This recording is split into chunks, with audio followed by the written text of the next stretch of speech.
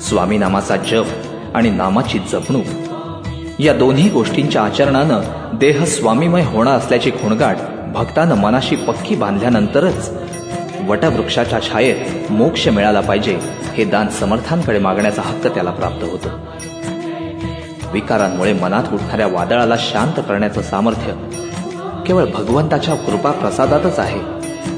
यावर विश्वास असणारा भक्त पाणावलेल्या नेत्रांनी म्हणू लागतो, स्वामी स्वामी जपता मनी मी, देह स्वामीमय व्हावा, वटवृक्षाच्या छायेतच मज ऐसा मोक्ष मिळावा.